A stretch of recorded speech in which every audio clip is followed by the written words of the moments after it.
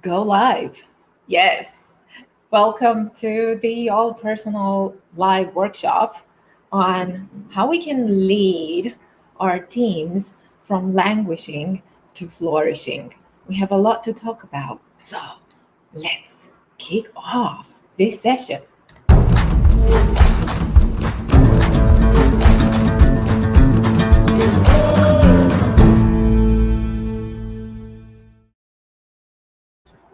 Yes, exactly. It's all about making things happen. It's all about finding solutions. It's all about discussing what we need to discuss. It's all about addressing those issues that might feel uncomfortable so that we can feel that we move on again, that we move forward. And for those of you watching live, I want to remind you that you can make your comments and ask your questions at any point. Don't wait until the end, right? Also, I usually move my arms a lot. But if you see my left arm not moving as much as my right one, it's because it hurts. I got my shot yesterday and it hurts like crazy. I can't lift it. Anyway, talk about languishing and things that happen. All right. So, what we will do today, first of all, for those of you who don't know me, I wanted to introduce myself. Yes, this is me. I'm Roxana. I'm the founder of All Personal Training, Coaching, and Consulting. And I'm working and helping with millennial new managers and small business CEOs and help them become dream bosses and build dream teams. And I'm not going to read the rest of that because that's my focus right now. And that's a lot of the work that I'm doing right now revolves around that. Therefore, the topic of our workshop today. So let's see what we are going to talk about today. And again, we have some stuff to cover. So stay tuned and keep asking your questions during the workshop for those of you joining live. If you're not joining live, no worries. You can still ask your questions, even if you're joining afterwards. If you're watching this, I don't know, a year later. I hope not, but hey. um, so, the first point that we're going to talk about, is it going to be history repeating? Well, not if we can do something about it, right? Because so far we have to discuss things in a new way. We have to do things differently so that we get those results. Because the environment changed, the world changed, so we need to operate differently.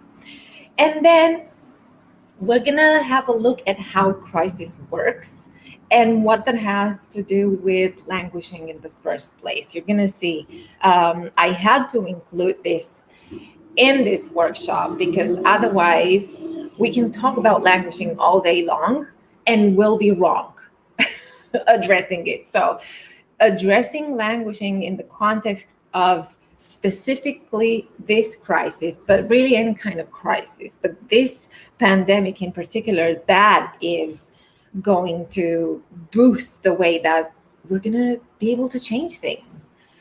And then we're going to talk about how languishing works, actually, and 3 tips to lead your team from languishing to flourishing.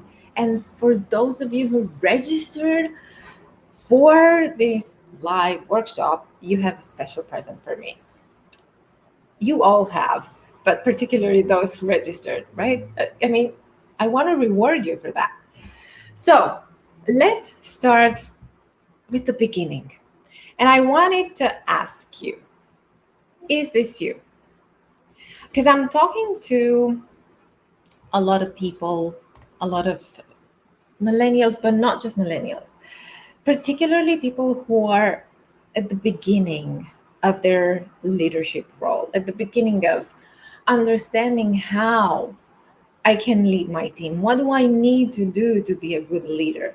And what I'm hearing from them is this: I want to lead different. I don't want to be just another manager. Like, no matter how they say it, it's going to be revolving around this, around how they want to make a difference in their lives and in their team's lives. So I asked a question a few days ago, and I started to do a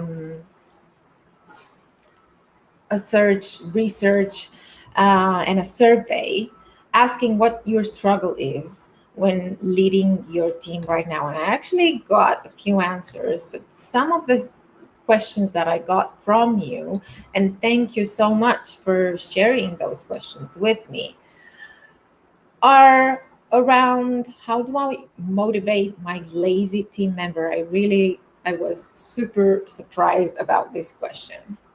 Like, clearly, this is somebody at the beginning of their leadership and management role, maybe not even in a management position yet, but they're looking to move things, to make things happen from a standpoint of, I don't know what, something's wrong with this team member.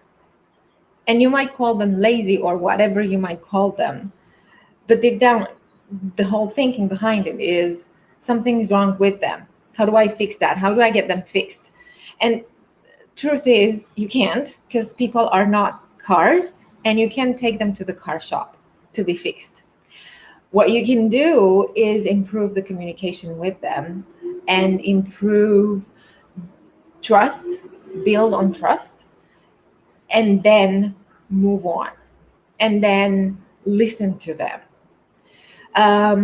We're not going to talk about all of the things that we can do, but addressing languishing is part of this, because maybe they're not lazy, maybe they're in this state of languishing, and then you're going to see what you can do to take them out of that state. As well as, how do I motivate my team members who underperform? Nothing seems to work. Again, this might be because of languishing. How can I be more patient with my team? I put it in here because it's interesting. And when I find these kind of questions coming from people who lead people in teams, that has a lot to do, first of all, with our working style, and then with our state of mind. So that particular question might also have to do with the fact that maybe your team members are in a state of languishing and you're not. You're more in that state of flourishing. And then that's why you feel you're less patient, because you're at a different level. You're operating from a different state of mind. What can we do to communicate better as a team? We'll talk about that. But then let's start with the beginning. And I told you I wanted to address the change, transition, and crisis, because if we don't talk about that, and I see, you know what, a lot of, we're all guilty of that. A lot of us operating in teams, leaders, team members, doesn't matter. We have a problem and we want to fix, and we see the effects of that problem. And when we look at how can we fix the problem, we're actually talking about how we can fix the effects. But we all know that, fixing the effects is not going to last for too long, because if I don't go to the root cause, and if I don't understand what it is that happened, that really happened, that led us here, I will be forever and ever fixing an effect. And that means time, money, and energy. That costs a whole lot, and we don't think about that. You might get upset with me, but we all say, yeah, people are our greatest asset and our greatest resource. And then when it comes to actually doing something and talking about people, helping people, doing something with people, asking them, including them, all of that kind of stuff, we leave that last because it costs. But we do not think about how much it actually costs if we don't do anything about it, if we don't look to understand what happened so we can understand how we can help them, and also understand how we can help them help themselves. Because the truth is, no one, absolutely no one, holds the recipe right now to here's what you need to do to motivate your team, to take them from flourishing to from languishing to flourishing, or from flourishing to languishing. Why not, Roxana? Right? So let's talk about the root cause. And the root cause is people. We have all been through a crisis here. And here is what happens with change, transition, and crisis. So first of all, we talk about change a lot, right? What is change? And again, working with lawyers for more than 15 years taught me you really, really need to define things before you start talking about them and agree on what that definition is for everybody. So change is the end result, right? What do we want to do? We want to realign culture, people, resources. We need to have new procedures in place, a new office, or I see a lot of that, new policies. How do we operate in a hybrid work environment? Because we didn't have the policies and the procedures in place, but why let those stop us? We need new procedures and policies to be able to operate in a different kind of environment, right? So it's externally focused on the outcome that the change produces. So I know, how do I know that change has happened? Because I see the end result, right? That's important. Transition, on the other hand, is the process of taking us to that end result. That's it. Change does not happen without transition. If we don't have transition, we don't have change. In a typical change management process, if you don't have the transition, if you don't have the process to actually take you to the end result, you don't have change. And what happens during the process is, of course, it takes an emotional toll on people, because we all need to adjust from the old ways of doing things to something new. And really, again, as I said, without transition, change doesn't work. It doesn't even exist. So the beginning of the transition focuses on the end of what's being left behind, such as old ways or identity, right? So right at the beginning of starting this process of change, we need to address that. We need to address, what do we need to leave behind? What do we need to ditch so that we can move forward? What weights are we actually putting down on the ground so we can start taking steps forward? Part of that is addressing the emotional toll, because people won't want to. People will feel hurt. People will feel sad. People will feel depleted. People will feel insecure. So a lot of it has to do with the transition. Now, with crisis, here's what happens. That is also a process, but it's an urgent process. It brings urgency with it, because our organization, our team, has to deal with disrupted and unexpected events that threaten to harm us, basically, all of us, the organization as the business, and the people operating in the business. Of course, if it impacts the people, it will definitely impact the organization. People issues are always going to be business issues. Always, always. Turn it around and you see the vice versa is not valid all the time. Business issues are not necessarily going to be people issues all the time, but people issues are definitely going to be business issues. Crisis accelerates change. It makes things, I don't know, happen with the speed of light. And think about the pandemic and what we went through. That actually happened with us. All of the changes that we needed to do were done overnight. We started to work virtually basically overnight, most of us. And the problem with crisis is that it also brings a negative or at least unclear outcome in the beginning. We don't know. And you know what I'm talking about, right? We had no idea when that was going to stop, if it was going to stop, how things are going to evolve, da da da, on and on. And with a crisis, we need to think strategically so that we can get to long-term positive outcomes. But at the beginning, it's really almost impossible to do it. So to recap, change and transition, they have a beginning, middle, and arrival. So that the arrival is the point of change, right? I know that change has happened when we get to the end result.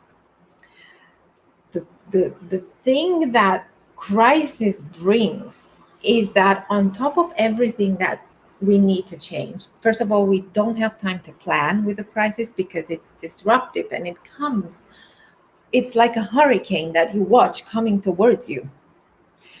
And sometimes you can plan to run away, sometimes it just comes out of the blue. So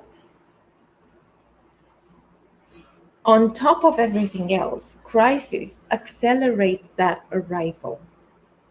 Crisis accelerates change before it completes transitions. Like this is the key. If you want to improve anything in your team, in your organization right now, basically what you need to do is move from, okay, we've had the crisis, the black part. Now we're actually having to go back to transition to the middle part of it and really stay there for a while. Because we didn't have time for it. We didn't have time for the transition. Everything, the point of change, the arrival happened overnight. And we were at that point from one day to the next. We had no time to address emotional tolls. We had no time to focus on what do we need to leave behind?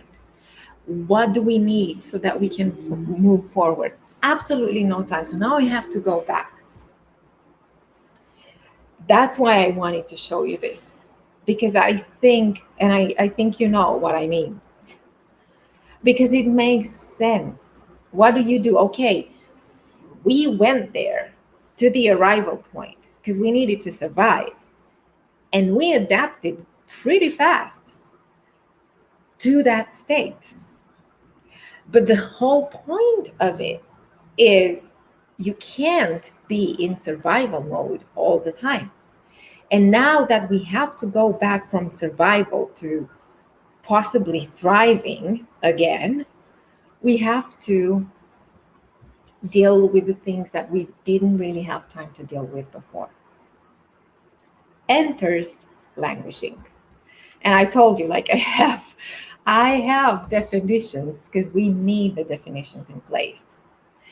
And when we talk about languishing, we really talk about, look at the definition really, to be or become weak or feeble, droop, fade, lose vigor and vitality, undergo neglect or experience prolonged inactivity, suffer hardship and distress. Helplessness. I feel helpless. I feel there's nothing I can do. Or, okay, fine, I can think of something. What's the point? What's the point of doing anything? Can I really plan for stuff? Like, this is what we were going through. Like, I had to leave a whole bunch of stuff behind. Maybe places I loved, maybe people I loved working with, maybe even my job. Maybe, I don't know. There were So many things that we had to leave behind. We never had the time to address them. And last time in our first webinar, in our first live workshop, we talked about well-being, and we talked about it from the perspective of a strategic leadership approach. And here's the definition of well-being: it's the state of being healthy, safe, comfortable, and happy. Now, you talk about well-being, healthy, safe, comfortable, and happy, and talk about languishing, complete opposites. Although languishing is not, again, it doesn't mean that I'm depressed, but I don't feel healthy, safe, comfortable, and happy, right? And I don't need to tell you what the effects of well-being in the workplace are. Look at the stats: 21% greater profitability, 17% higher productivity, 10% higher customer ratings. We talked about well-being and all of the facets of well-being that we need to address in the workplace and we need to start talking about in the workplace. So I'm gonna put the link to where you can watch the workshop series, and you can get and see what you can do from a leadership perspective and how you can influence the well-being in the workplace and the profitability, the productivity, um, make your clients happy because you make your people happy. It's that easy. And then we get to flourishing, developing rapidly and successfully, thriving, right? So moving from that state of helplessness to developing rapidly and successfully and thriving, that's not going to be possible all of a sudden. And that's what I want to say to those of you who asked some of those questions, like, how can I be more patient? Maybe you are in this state of flourishing and you feel like you start developing again and you're thriving. And maybe one of your team members is in that state of languishing and helplessness. And that's why you feel like, I don't have the patience to deal with this. Maybe that's why you perceive them as lazy. Maybe that's why you perceive them as underproductive. Maybe they are underproductive and underperforming. Maybe they are. If they are in that state of languishing, they are possibly underperforming because they're not operating at 100% capacity. It's like your phone, right? When it's at 10%, when it's at 5%, it starts getting slow. When it's charged over 70, it moves. It moves forward and it's quick and you don't even think about it, right? So that is why we have to do something about the languishing. That's why we need to go back to transition, because that's how we can actually manage the crisis properly. And you cannot take somebody from languishing all the way to thriving in the blink of an eye. It's just impossible. So here's why we were wrong about languishing. So we thought initially that languishing or helplessness was the learned behavior, right? I'm in a crisis. I don't have much control, so of course this is going to happen to me. What Martin Seligman, who is the father of positive psychology, what he says is that they've done a lot of research. And what they found out is that actually helplessness or languishing is the default of mammals and also people in distressful events. It is not a learned behavior. The learned behavior is to get out of it and believe you can do something in the world to make a difference. What he also says is that this is what coaching does. I agree.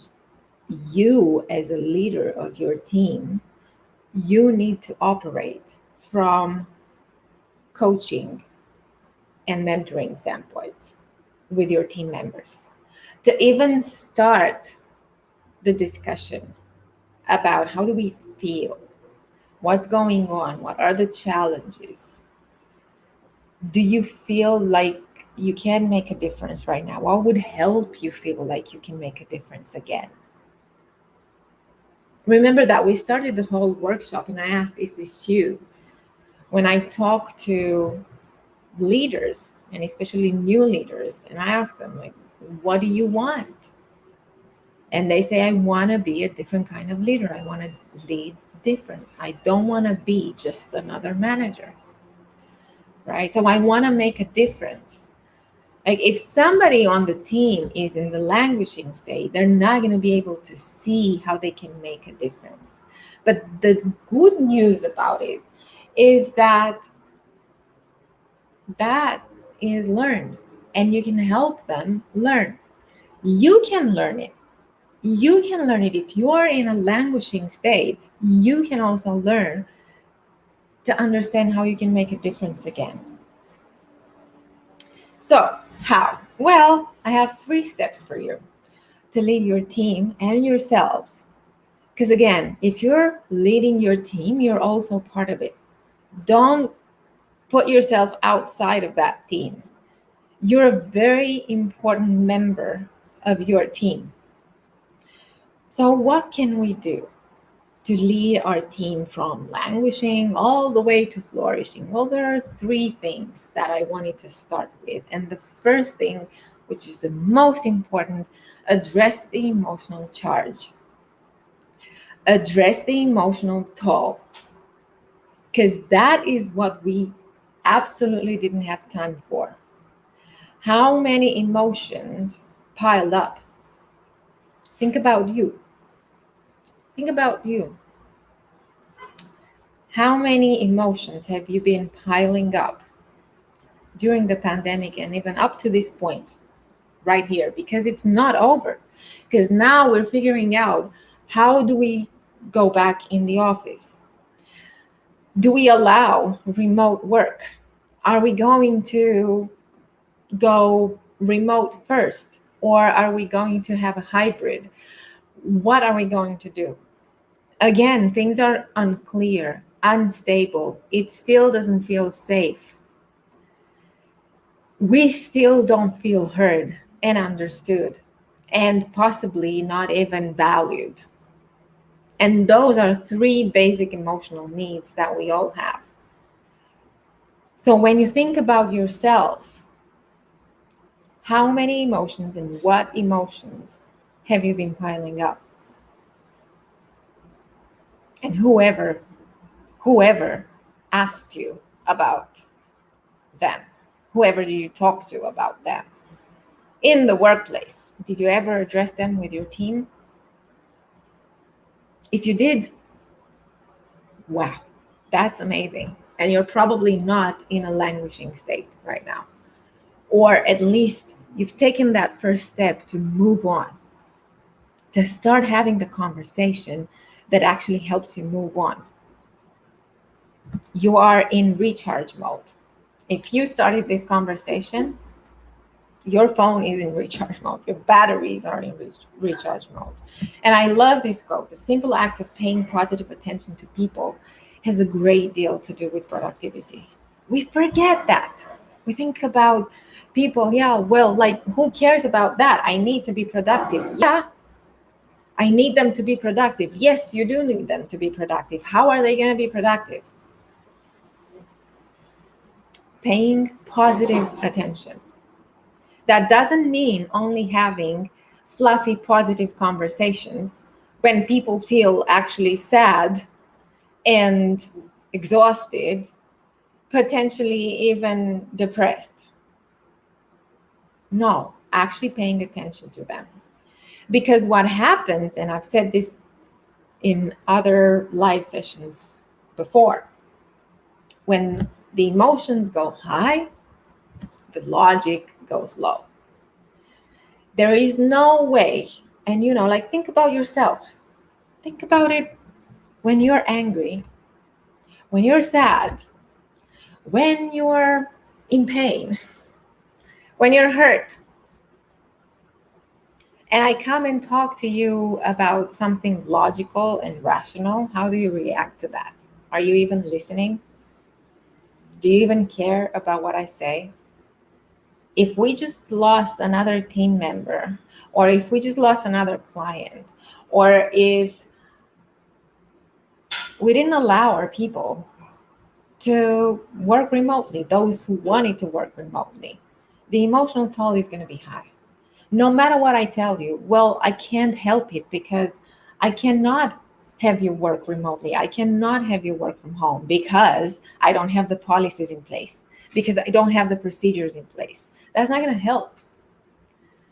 That is a logical, rational conversation that I'm trying to have with somebody who is emotionally charged.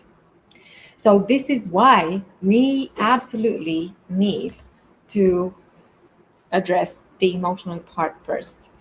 And then we can actually expect to have a rational conversation. And we can actually measure well-being. So when we think about well-being, again, watch the first workshop, because we talked about multifacets of well-being that we have to address at work. But when it comes to emotional well-being, we can actually measure it. So measure. If this is what helps you feel good about it, start measuring it, and then slowly move towards well-being first, because we really can't thrive from a place of languishing to go all the way to thriving. That's going to be almost impossible, because it's just the emotional is so high. The emotional toll is so high. So yes, measure it and then move towards well-being, because that's what good leaders do. They address emotional well-being, and then they help build positive emotion. If I don't talk about the issues, if I don't talk about how we feel, everything that we feel, I cannot expect people to suddenly feel positive and happy and safe and secure again. Because if they're not listened to and heard, and if they don't feel they're valued, they're not going to be feeling safe to collaborate to their best potential. They're not going to be safe to open up and start a whole conversation. So yes, measure it. You have the link in here. You can definitely measure it. And again, I will put the link to where you can get all of the resources for the workshop. So you can go, share the link with your team, have your well-being measured.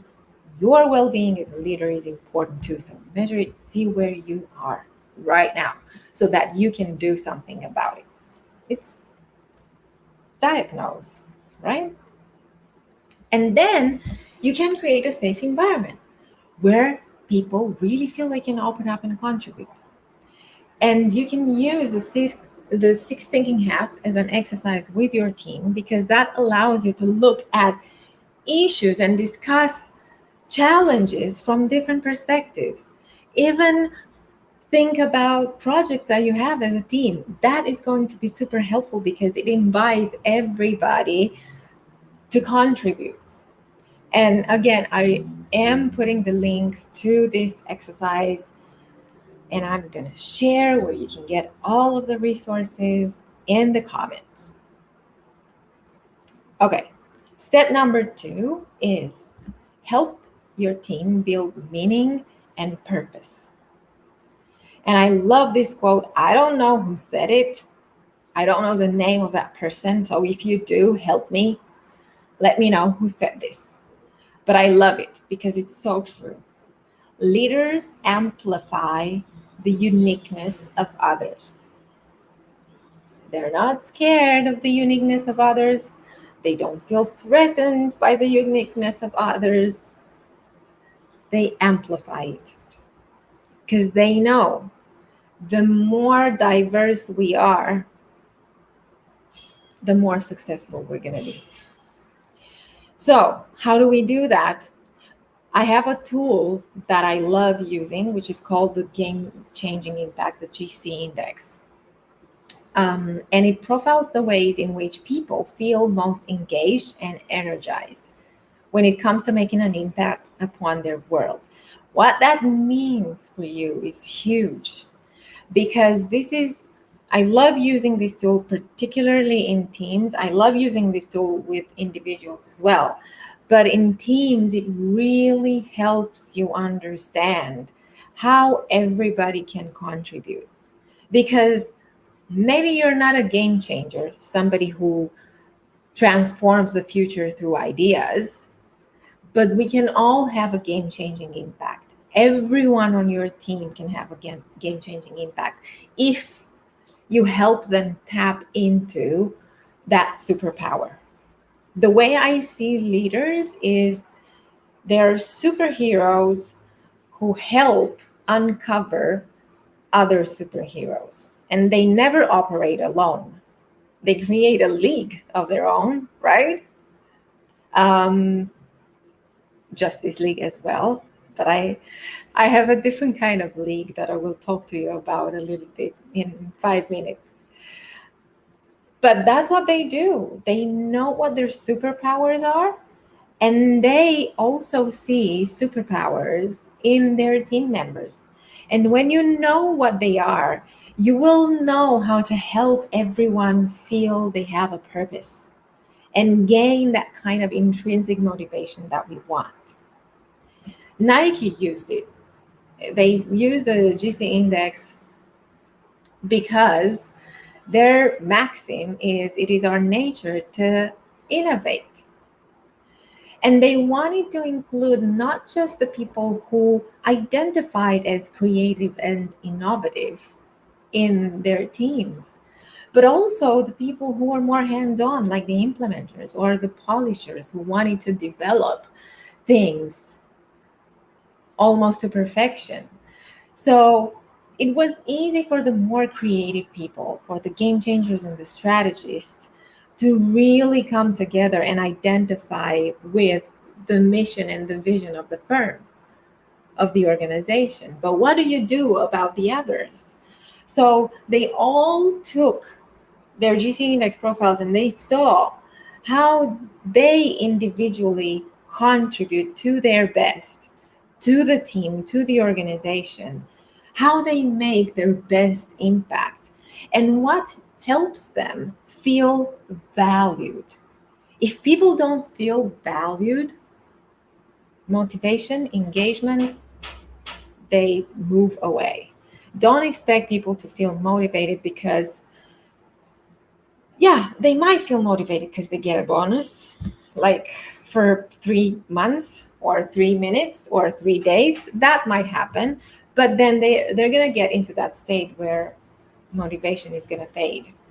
Knowing what I can contribute with, knowing that I can contribute and that I'm valued for it, that is motivation. That's the real motivation that you want to bring in. So use tools that you have at your disposal to help you uncover your superpowers as a leader. You're a superhero.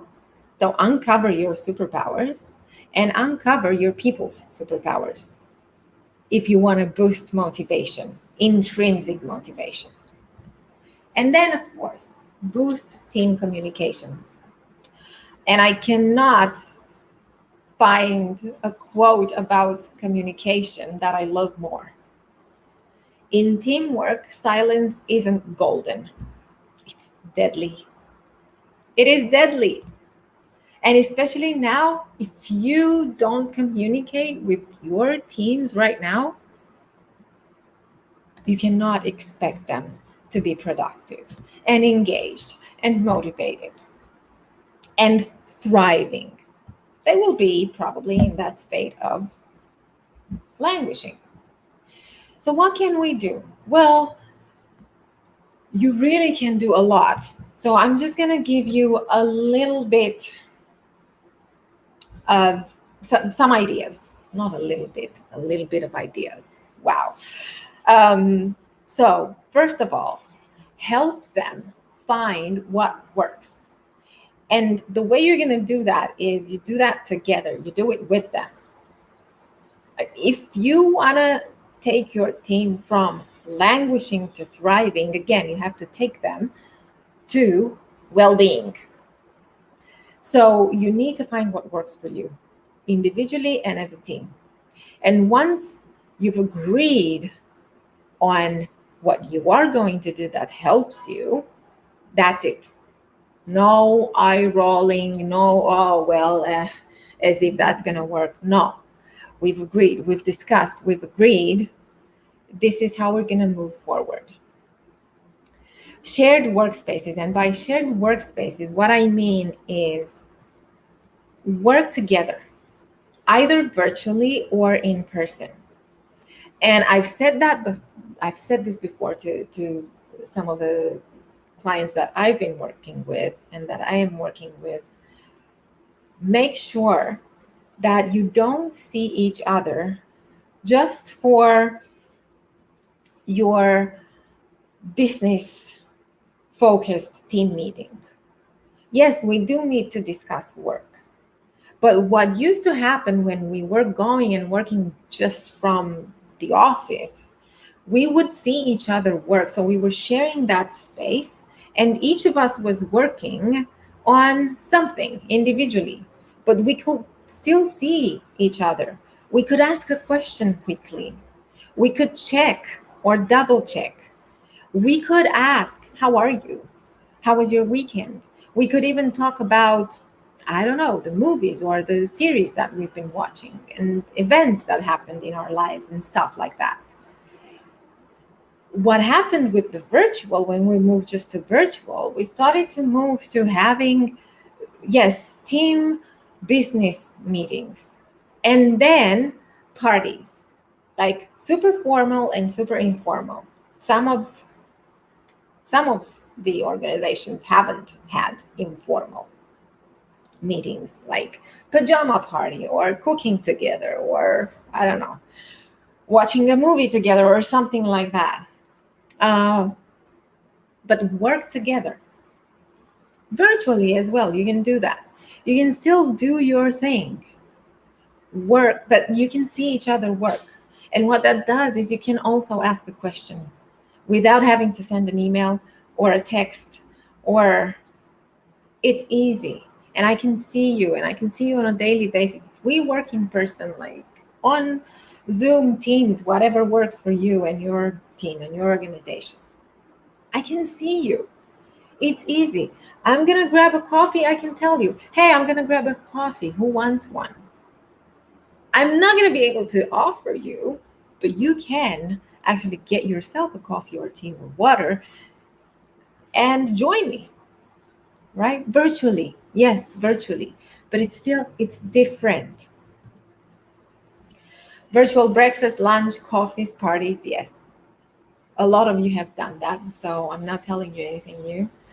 And groups and chats that are topic focused, especially where you have people working virtually or in this hybrid conversation that we're having, where some people are going to be in the office, are going to do things in the office, and then some of them are going to be away and they cannot participate.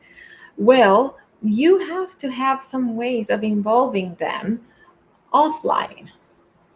And you can get your people who are good with music or cooking or who love taking photos or who love painting or who love tech or who love story reading. They can form groups and they can join those groups either live or offline. Again, they can comment, they can share, oh, these are some photos that I've taken. This is my recipe for this and for that. That way, you help them learn about each other more. And you help them get engaged differently. And you never know where the next best idea that you're getting as a business is going to come from? It might come from a discussion between people who play guitar one evening on Zoom. And suddenly they have an idea of what they can do to help your clients better, to serve your clients better. When you help your people, when you create that environment where they feel they can be creative, because we are all creative in different ways, in many ways. When you create that environment, your potential as an organization skyrockets. Okay, I could talk about this all day. I'm not going to do it. So, one last question that I want to ask you is, who takes care of you? Who helps you put down that kryptonite and tap into your superhero powers? And I love the quote, you can't pour from an empty cup. Take care of yourself first, because it is so true and you know it. I know you do. Just wanted to remind you. But if you want a place where you can grow as a superhero and tap into your leader superpowers, join the Lead for Legacy League. I told you, superheroes create their own league, right? This is it. This is the leader superhero.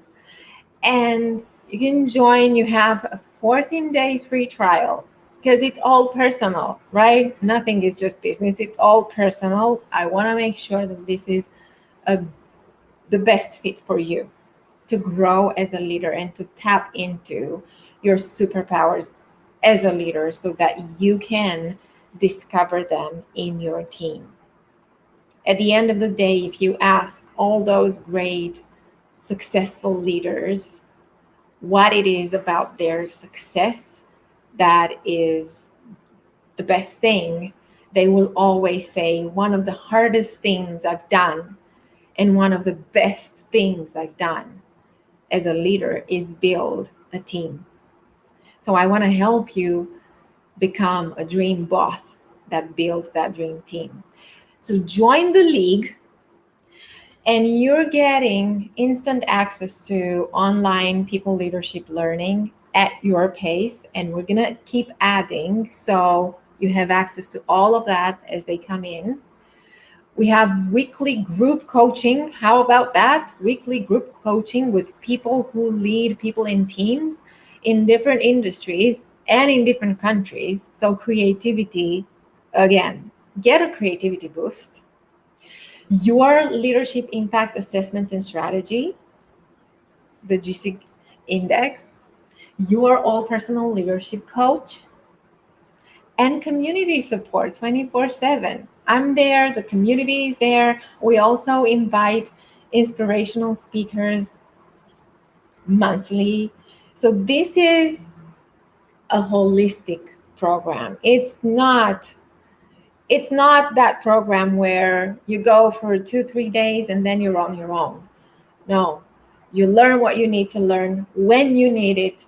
You get to ask the questions that are burning for you right now in the community, and to me, to get answers and strategies and solutions that you can take back to your teams so that you can boost yourself as a successful leader, as the leader that you want to become, and lead the way you want to lead. Different, right? So try it out, and I'm gonna leave the link to the league in the comments. Of course, if you have any questions, feel free to DM me, and I will be there to answer about the league and what we do and what it's all about and how it can help you.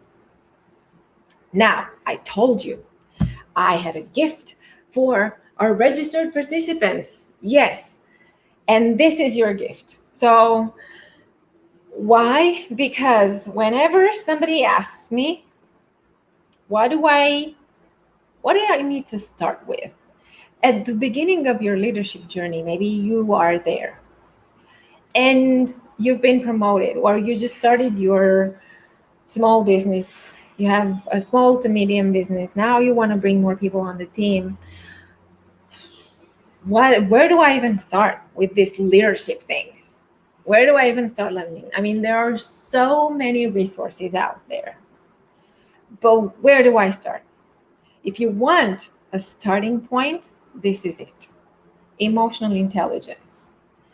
Because you cannot really manage others and manage your relationships with others until you've learned how to manage yourself and the relationship with yourself first. So, my gift to you, the registered participants, is you're getting the emotional intelligence for game changing leaders course for free. Yay!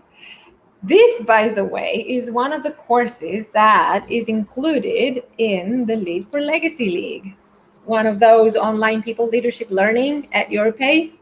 This is it. So you get it for free in the league. Okay. And of course, I'm going to put all of the workshop resources with all of the links to everything I just mentioned in the comments below. So you can watch this workshop. And also, for those of you who want to watch the well-being one, I absolutely recommend it, because that will give you an idea of the well-being dimensions that you need to think about in your organization. All right. So that being said, I want to thank you for joining me. And for sending me your questions. Keep them coming. I'm going to keep doing and addressing them in the live sessions. Our next workshop, live workshop, is going to be on August 19th. Yes, August 19th. So stay tuned. I'm going to let you know the topic, or if you have a topic that you want addressed in a live workshop, let me know, send it over, and I'll talk about it. I'll do a workshop. All right. Thanks so much. Have a great rest of your day, a great rest of your week. And remember, learn different, lead different. All right. That's it. Bye for now.